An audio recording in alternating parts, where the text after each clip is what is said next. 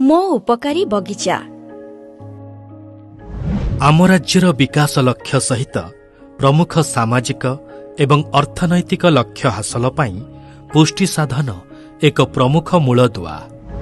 ପୁଷ୍ଟିହୀନତା, ଶୈଶବ ସମୟରେ ଓଜନ ପ୍ରାପ୍ତିରେ ହ୍ରାସ, ମାତୃ ମୃତ୍ୟୁହାର ଓ 5 ବର୍ଷରୁ କମ୍ ବୟସର ପିଲାମାନଙ୍କ ମଧ୍ୟରେ ମୃତ୍ୟୁହାରର 45% ପାଇଁ ଦାୟୀ। ଦାରିଦ୍ର୍ୟତା ଓ ସମ୍ବଳର ଅଭାବ ଯୋଗୁଁ ଗ୍ରାମାଞ୍ଚଳରେ ଗର୍ଭବତୀ, ପ୍ରସୂତି ଓ କିଶୋରୀମାନେ ଆବଶ୍ୟକ କରୁଥିବା ପୁଷ୍ଟିଜାତ ଖାଦ୍ୟାଭାବ ପୂରଣ କରିବା ସମ୍ଭବ ହୋଇପାରେ ନାହିଁ। ଗରିବ ଏବଂ ନିମ୍ନ ମଧ୍ୟବିତ୍ତ ପରିବାର ପୁଷ୍ଟି ପୋଷଣ ଓ ସ୍ୱାସ୍ଥ୍ୟ ରକ୍ଷା କ୍ଷେତ୍ରରେ ଅସୁବିଧାର ସମ୍ମୁଖୀନ ହୁଅନ୍ତି, ଯାହାଦ୍ୱାରା ଅପପୁଷ୍ଟି ଚକ୍ର ଭାଙ୍ଗିବାରେ ଅସୁବିଧା ହୁଏ।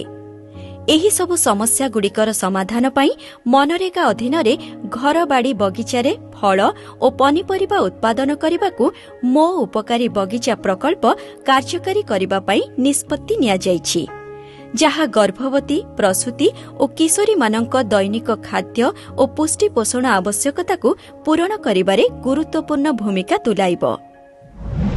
ଏହି ପ୍ରକଳ୍ପ ବର୍ଷସାରା, ବିଶେଷତଃ ବର୍ଷା ଋତୁରେ ମନରେଗା ଓ ଆତ୍ମା ପାଣ୍ଠିର ମିଳିତ ଉଦ୍ୟମରେ କାର୍ଯ୍ୟକାରୀ କରାଯିବ।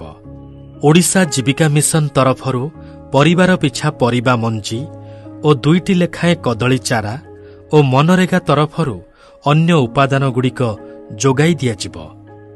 ସମ୍ପୃକ୍ତ ଜିଲ୍ଲାର DRDA ପ୍ରକଳ୍ପ ନିର୍ଦ୍ଦେଶକ ଓଡ଼ିଶା ଜୀବିକା ମିଶନ ଓ ମନରେଗା ସମ୍ମିଶ୍ରଣରେ ମୋ ଉପକାରୀ ବଗିଚା ପାଇଁ ଦରକାରୀ ଉପାଦାନର ବ୍ୟବସ୍ଥା କରିବେ। ଏହି ବଗିଚା ବିଦ୍ୟାଳୟ ଓ ଅଙ୍ଗନବାଡ଼ି କେନ୍ଦ୍ରରେ ପ୍ରଦର୍ଶନ ଏବଂ କାର୍ଯ୍ୟକାରୀ ପାଇଁ ମଧ୍ୟ ଉଦ୍ଦିଷ୍ଟ। ଆକାର ଅନୁଯାୟୀ ମୋ ଉପକାରୀ ବଗିଚା ଆୟତ୍ତାକାର ଏବଂ ବୃତ୍ତାକାର ହୋଇପାରେ। ଏହି ବଗିଚାରେ 20 ଫୁଟ ଲମ୍ବ, 4 ଫୁଟ ଓସାର ଏବଂ 8 ଇଞ୍ଚ ଉଚ୍ଚତା ବିଶିଷ୍ଟ 7ଟି ପଟ୍ଟାଳି ତିଆରି କରାଯାଏ। ପଟ୍ଟାଳିର 2 ପାର୍ଶ୍ୱରେ 3ଟି ଲେଖାଏଁ ଅମୃତଭଣ୍ଡା ଓ ସଜନା ଗଛ ଏବଂ 2ଟି ଲେଖାଏଁ କଦଳୀ ଓ ଲେମ୍ବୁ ଗଛ ଲଗାଯାଏ। ବଗିଚାରେ 10 ଫୁଟ ଲମ୍ବ, 5 ଫୁଟ ଓସାର ଏବଂ 2.5 ଫୁଟ ଗଭୀର ବିଶିଷ୍ଟ ଗୋଟିଏ ପାଣି କୁଣ୍ଡ ଓ ଗୋଟିଏ ଖତ ଗାଡ଼ିଆ ରଖାଯାଏ।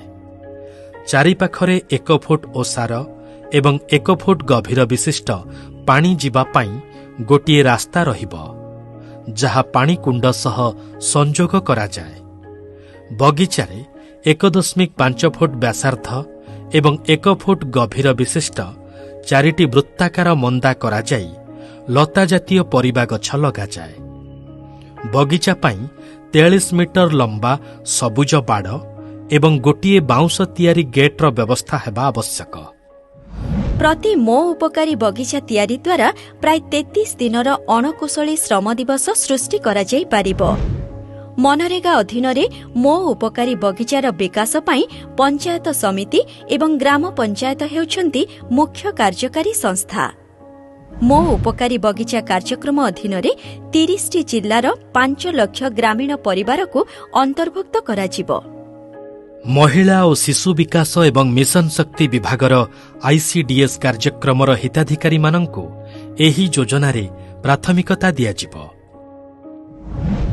SC, ST, ଜନଜାତି ସମ୍ପ୍ରଦାୟ, ଦାରିଦ୍ର୍ୟ ସୀମାରେଖା ତଳେ ଥିବା ପରିବାର, ମହିଳା ମୁଖିଆ ଥିବା ପରିବାର, ଶାରୀରିକ ଅକ୍ଷମ ପରିବାର, ଜମି ସଂସ୍କାରର ହିତାଧିକାରୀ, ଗ୍ରାମୀଣ ଗୃହ ଯୋଜନାର ହିତାଧିକାରୀ, ପାରମ୍ପରିକ ଜଙ୍ଗଲ ନିବାସୀ ତଥା କ୍ଷୁଦ୍ର ଏବଂ ନାମମାତ୍ର ଚାଷୀଙ୍କ ଜମିକୁ ପ୍ରାଥମିକତା ଦିଆଯାଇ ପଲ୍ଲୀ ସଭା ବା ଗ୍ରାମ ସଭାରେ ଏହି ପ୍ରକଳ୍ପ ପାଇଁ ମନୋନୀତ କରାଯିବ।